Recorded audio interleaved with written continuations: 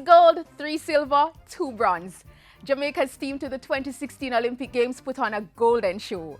When the dust settled, we were third on the medal standing for athletics. We here at the JIS joined Jamaicans at home and abroad in congratulating the team on its stellar performance. You have indeed made Jamaica proud beyond measure. Hello and welcome to another edition of Jamaica Magazine. I'm your host, Tamara McHale. We start things off with some info on the Zika virus. After that, I'll bring you the news of the day.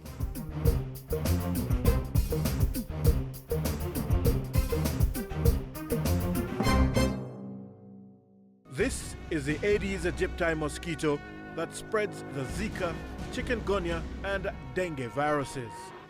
Protect yourself from the bite of this mosquito. A message from the Ministry of Health.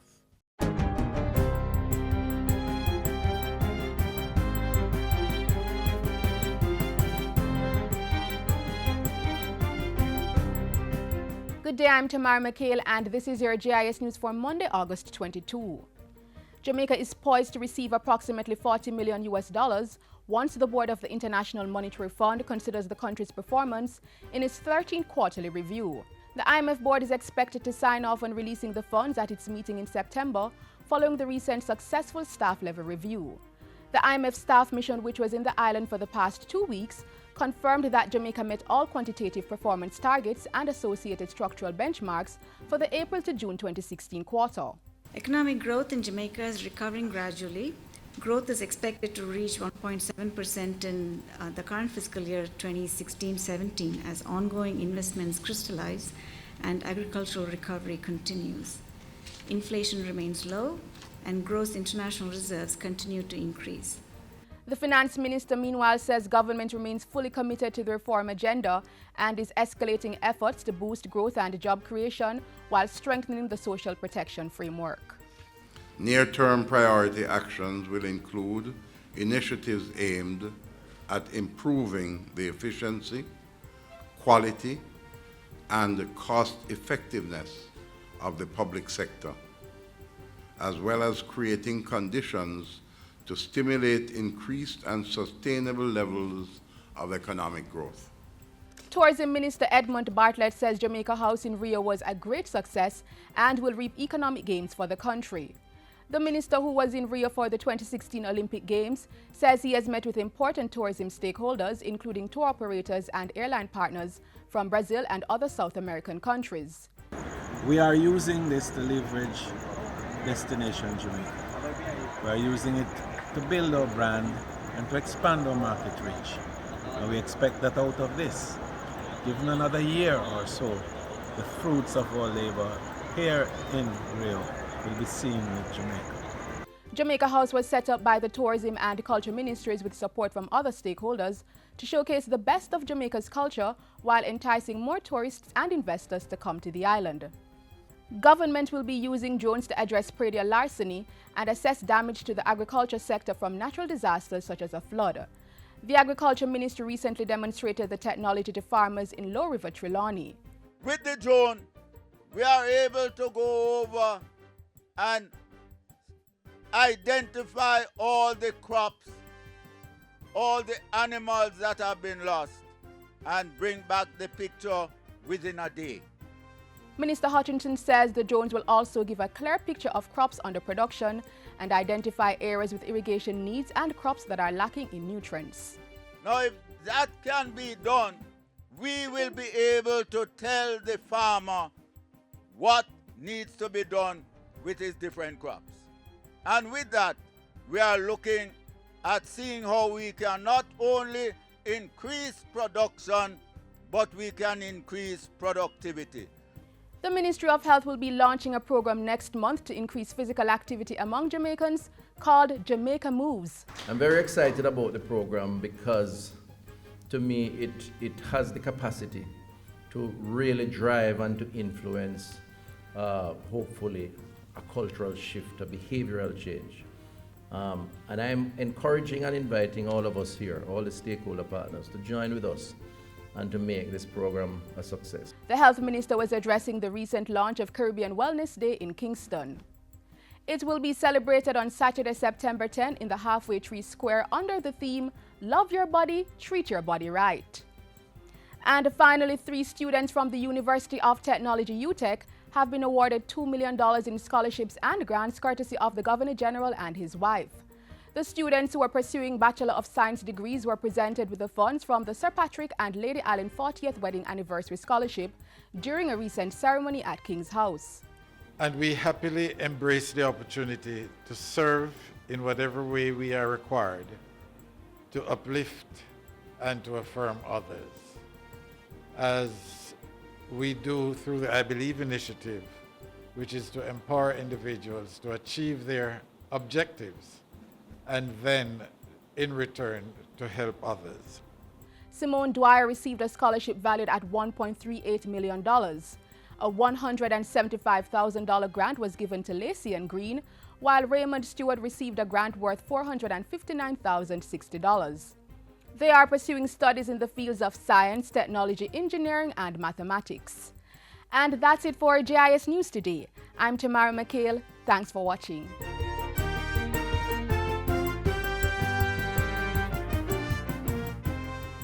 This is the Aedes aegypti mosquito that spreads the Zika, Chikungunya, and dengue viruses. Search for its breeding sites and destroy them. A message from the Ministry of Health. Our athletes' superb performance at the 2016 Olympic Games and an update on the work of the Economic Growth Council. Just 2 of the agenda items for Prime Minister Andrew Holness and his team at Jamaica House this past week. Take a look.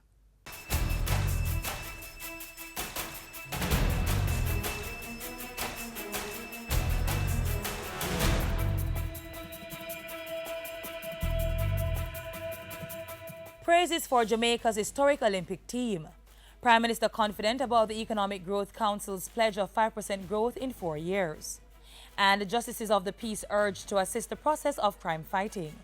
You're watching Jamaica House Weekly. I'm Carrie-Ann Smith. Prime Minister Andrew Holness reacting with delight as he watched the men and women's 4x1 teams take home gold and silver at the Rio Olympics Friday. I'm very proud. I'm very happy. And I know that every single Jamaican is proud and happy about the performance of our athletes. Those who have won medals and those who didn't win medals. They've all given of their best. Just to reach the Olympics, just to stand on that world stage shows that you have accomplished something significant. And our athletes are our flag bearer in whatever sport they participate in. And they do so with great pride, bravery and courage, and we owe them a lot. Jamaica finished 3rd in athletics with 11 medals, 6 gold, 3 silver and 2 bronze. Mr. Holness said government was planning a function befitting of our athletes' performance. And the Prime Minister, who had been in Brazil earlier to open Jamaica House in Rio, says Jamaica is poised to benefit in a number of areas, including tourism. What I witnessed firsthand was travel agents coming in, asking questions about Jamaica, about our packages, having our food, literally getting tutorials on Jamaica. I'm confident that we will achieve 5% growth within the next 4 years. Prime Minister Andrew Holness standing by the Economic Growth Council EGC's commitment made back in April when the group was established. The nation received an update on the EGC's work at its first quarterly press conference last Wednesday. Over 50 stakeholder consultations have been held with public and private sector, the opposition, multilaterals, civil society and unions to garner their concerns and suggestions on how to move the country forward. Prime Minister Holness says government is ensuring that it plays its role as facilitator and creator of an enabling environment for growth. It's not something that we can enforce. It has to be that every single member of the public service appreciates and understands how important this is towards transforming Jamaica and make the change within themselves.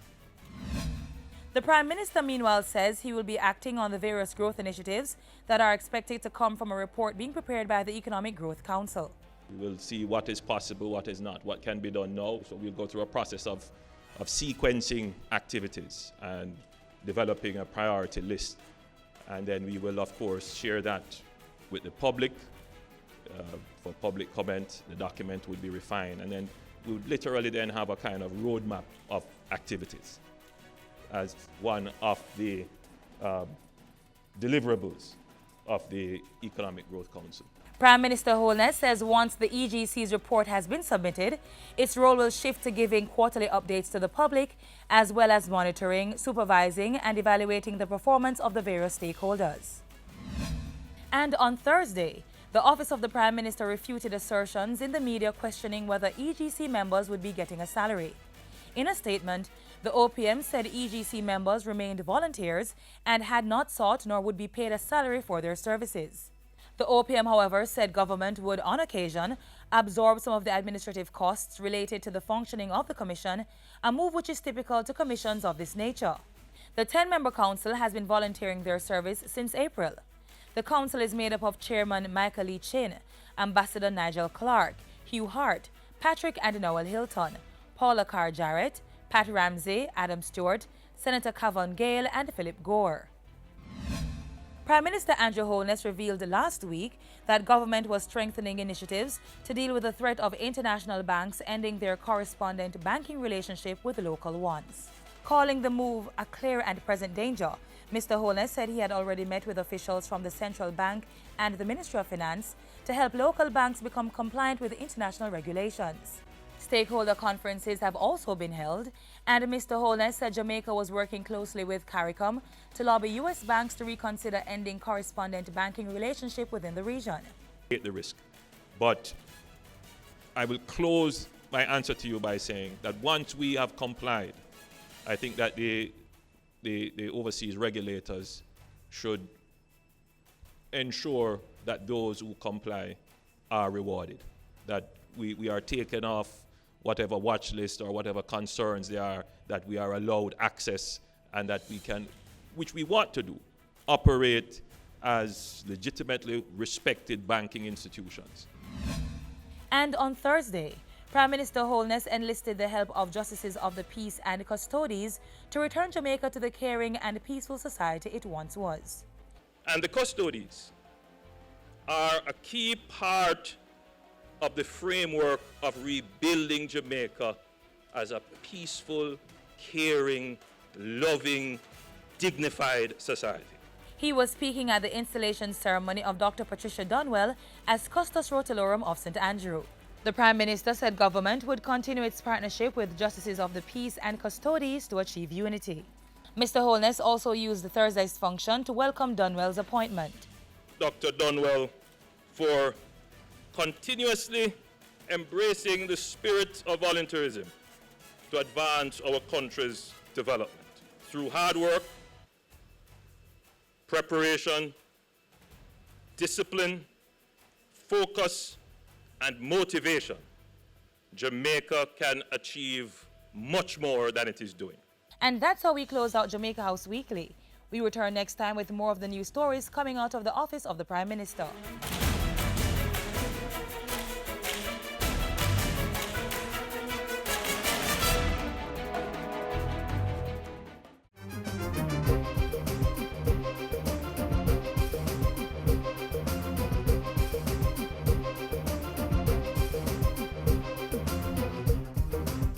We have championed e-learning in Jamaica, provided state-of-the-art technology in over 200 educational institutions, developed materials for CSEC, piloted the Tablets in Schools project in 38 schools, including infant and primary, and trained thousands of teachers in technology integration. We are e-Learning Jamaica Company Limited, ELJAM, an agency of the Ministry of Science, Energy and Technology. Visit our website, www.elearnja.org. Parents of toddlers going to school for the first time, this next feature is for you.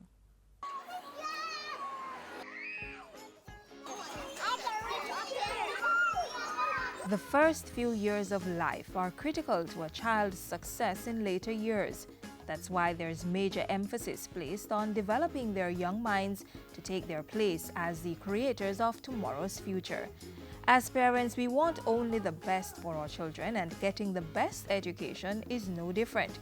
So we went on a fact-finding mission and unearthed some tips for you to consider when thinking about the first stage of your child's academic life.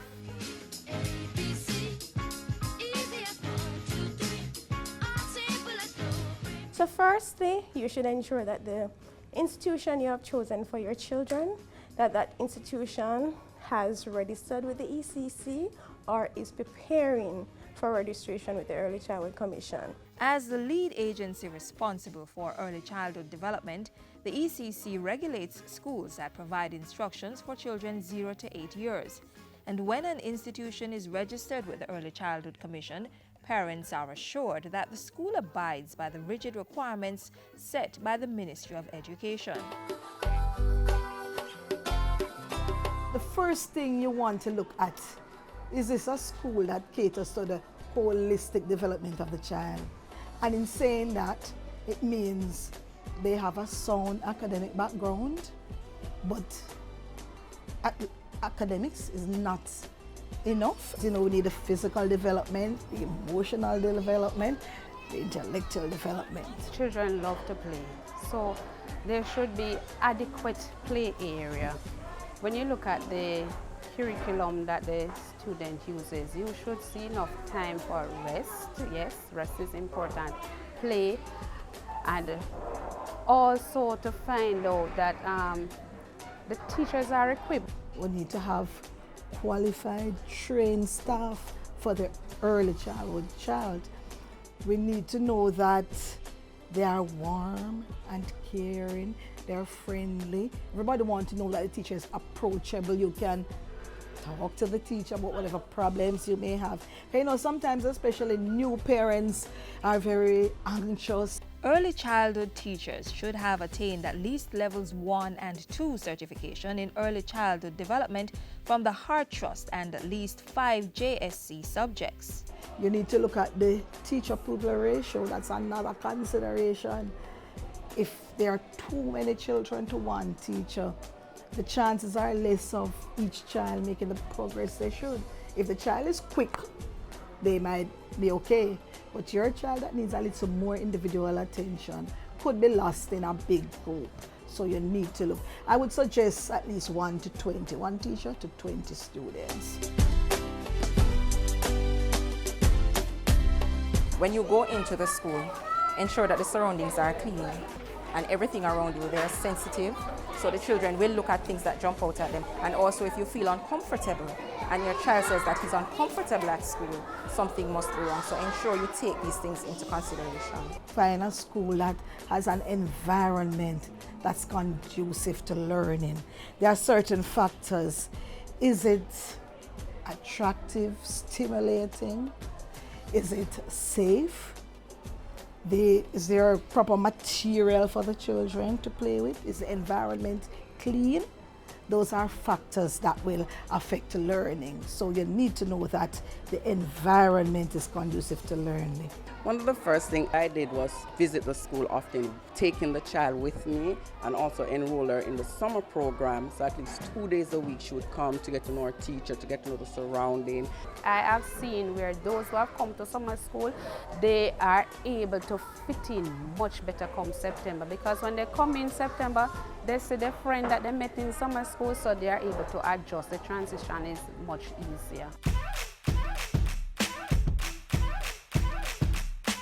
When looking for an institution to send your preschooler, it's also important that you know what meals are provided, as proper nutrition ensures they'll function throughout the day. If lunch is prepared, you can ask to take a look at the kitchen if you visit the school. We offer proper nutrition here, where the children would be given a hot meal every day. Most times parents will pay for the meal, but what do they get? You need to know that they're getting a balanced meal each day, and that also they're having it, because you could easily pay for it and the children are not eating it.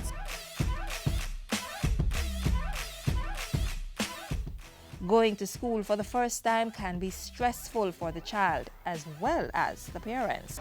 Children, they're going to cry regardless of what. But what you'll find sometimes parents themselves crying too, and this makes the child so uncomfortable. So what you have to do as a parent, try and tough it out and encourage a child. What we also encourage, if there's a toy that the child loves, like a blanket, you can give the child a blanket. Or you can give the child a photograph of you. Children are our future. It's important that we nurture them in every way possible.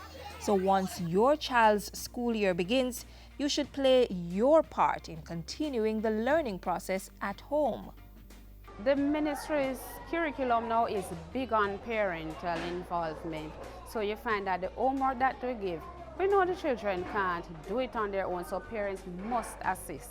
So that is big. And we also want that parent to be involved in the school life, not just send the child to school, come to school, find out what is happening from teacher. You can't be an absentee parent. Some parents will just, I pay, I send my child to school, and that's it. That is not enough. We find that children most times who make more stride and, are the ones that the parents show that interest. After the child or the children have been taught here in the days, we are expecting the parents to do a reinforcement with them so that learning continues even at home and they will understand whatever was being taught. Get involved overall. Check them when I reach home, check the books, ensure that they get homework and do the homework and all of these little things. And that will go a long way in ensuring that the child progresses through school. Come out to the PD. That's where you have your voice, you have your say. This is your investment. You're investing in your child here, so you need to come out, say what it is, make plans for the school, be a part of the school in its entirety.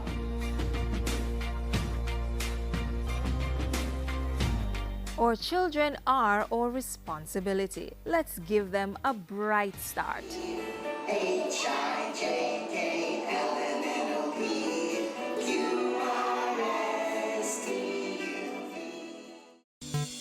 The Ministry of Education, Youth and Information is committed to ensuring that every Jamaican child has the best learning environment to thrive and needs your cooperation to make the education system work successfully. What are the school's voluntary contributions for? Co-curricular and sports activities and school development. What amount are parents to contribute? Your contributions are voluntary and the amount depends on the type of programs being offered by the school. If my child is being denied access to school, can I complain to the ministry? Yes. You can call or visit any of the Ministry of Education, Youth and Information's 6 regional offices or send an email to complaints@moey.gov.jm. What support is there for PATH students? PATH students are not expected to make contributions and are to be provided with 5 days free lunch as of this year. Parents and guardians, do continue to make your voluntary financial contributions to your children's school. The institutions need your assistance for their school development and sporting activities. Remember, every child can learn. Every child must learn. Some primary schools are having orientation later this week to prepare both parents and students for the start of the upcoming academic year. Here are some tips that could move the process along.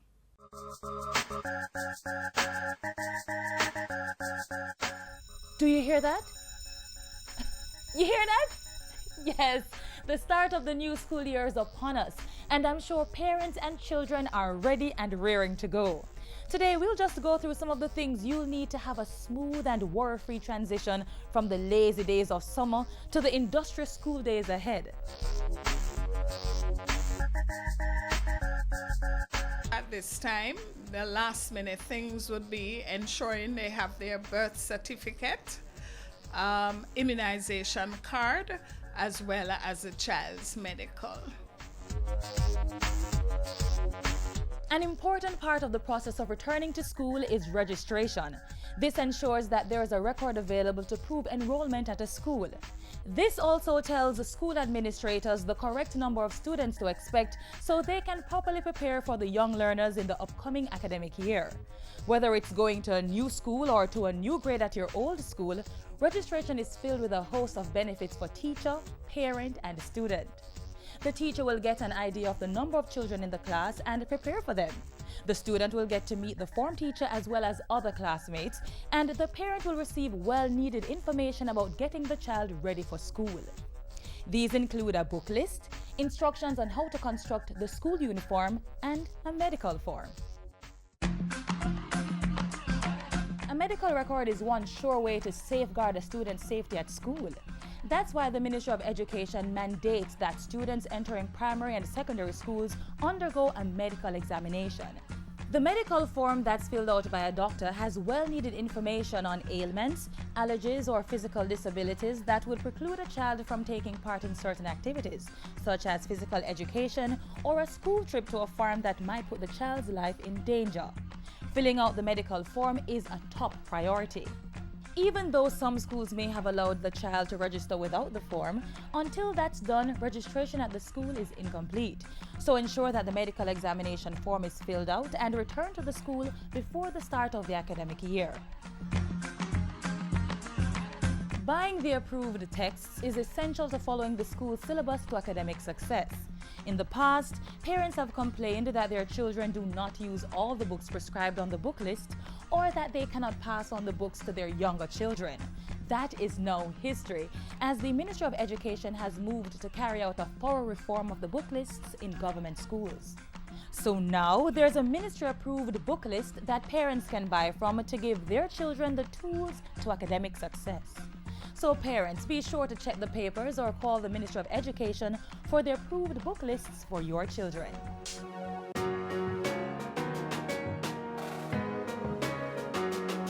At registration, parents should have been given a drawing of what the uniform should look like, including specifications such as length, color, and style. This would have given parents time to have the uniform sewn or bought. The correct color socks, shoes, hair accessories, bag, and watch would have also been on the list of proper school attire, so be sure to revisit the lists to see if you have bought the right things. Last-minute stops to the local bookstore for stationery and school supplies are now in order.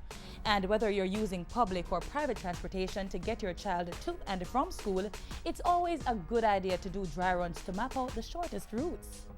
So now that you've covered registration, filled out the medical examination form, followed the book list and uniform requirements, you and your child are ready for the upcoming school year.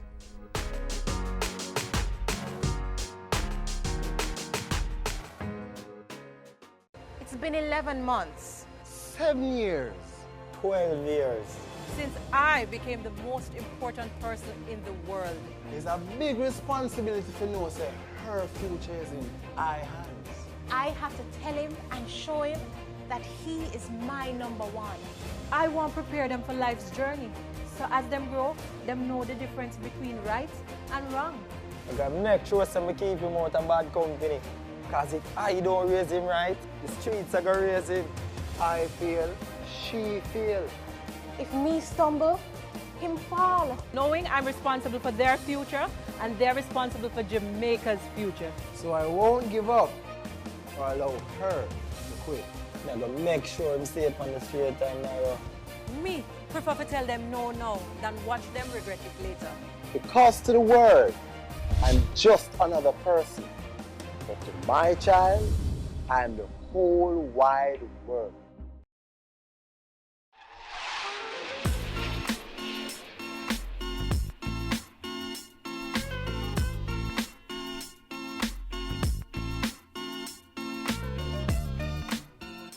And that's how we close today's offering here on Jamaica Magazine. Have comments or questions? Email jamaicamagazine@jis.gov.jm. You can keep up to date on all things Jamaican by visiting our website, jis.gov.jm, or liking our Facebook and Twitter pages. If browsing is more convenient, subscribe to our YouTube page. And get this, we have a mobile app that you can download from the Apple and Google Play stores. On behalf of the entire team here at the JIS, I'm Tamara McHale. Thank you for watching.